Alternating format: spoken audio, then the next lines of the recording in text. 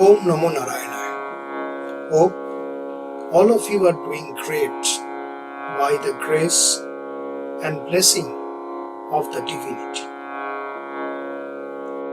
Today we are going to discuss about the Vedantic approach towards controlling the mind and meditation. Vedanta has suggested meditation as a course for controlling the mind.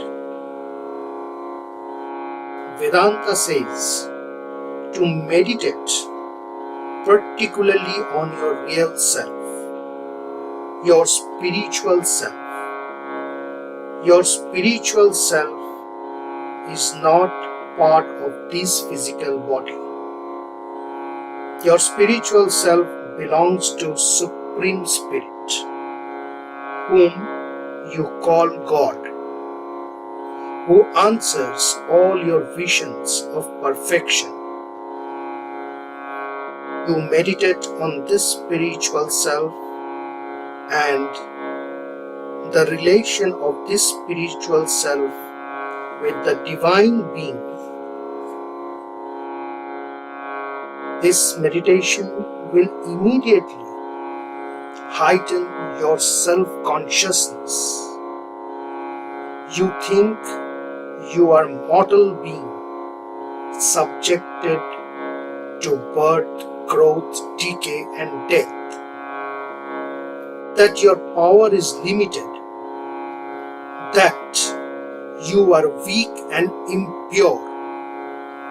You align yourself constantly with this physical body, and through the physical body with all that is connected this physical body.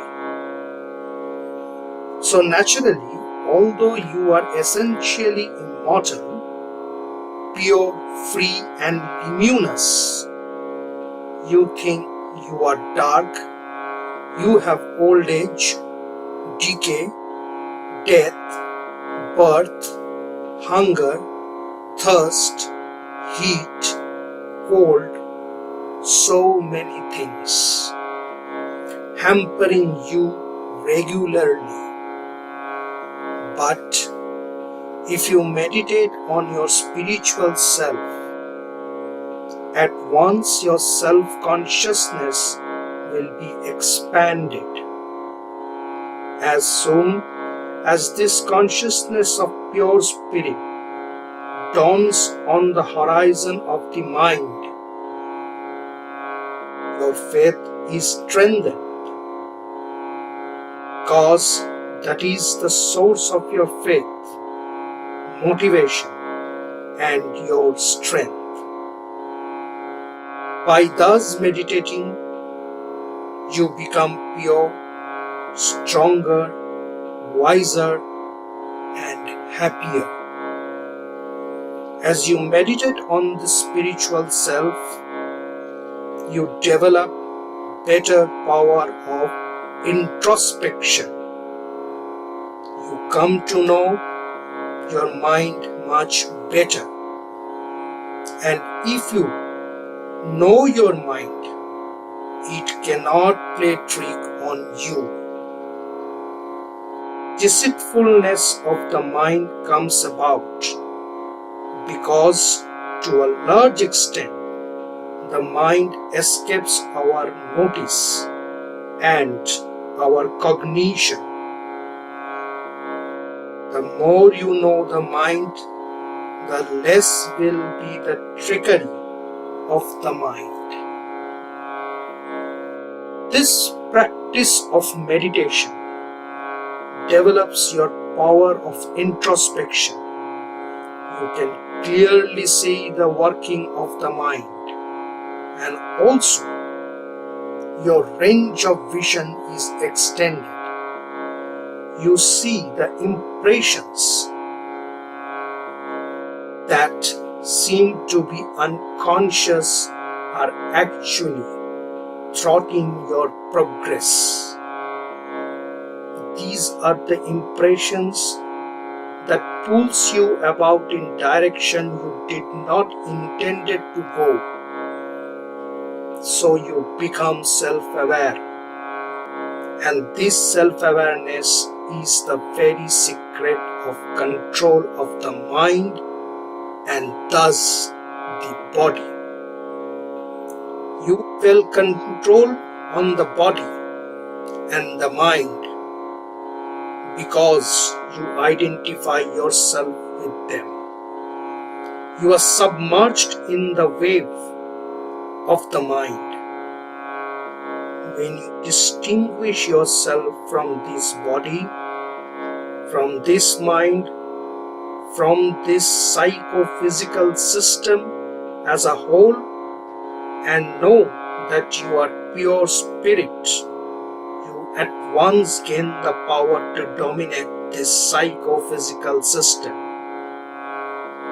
Through the practice of meditation on the spiritual self, you gradually develop power over psychophysical system. Whatever else you do, as long as you do not know your fundamental position in this psychophysical system, as long as you identify yourself with the lost mind, the waves, the clutters, and the waves of the body, there is no secret by which you can actually control the body and the mind. If you want to stand on your own two legs, practice meditation to develop your true self-awareness and try to objectify this entire psychophysical system and bring it under control. This power of meditation is the source of your knowledge and the source of your strength, because if you want to know anything, you must know it through concentration of the mind. Tremendous energy is blasted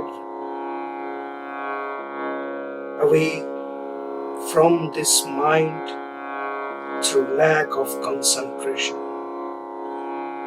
Swami Brahmananda used to say, if you lose a little money or a bit of time for the sake of another person, you regret it. But how much mental energy you are wasting every moment simply because you have not the power to fasten the mind to the particular object to which you want it to be fastened, or because you cannot detach the mind from what you want to detach it. You are losing energy constantly because of this. The practice of meditation develops the power of concentration, which is the great source of knowledge.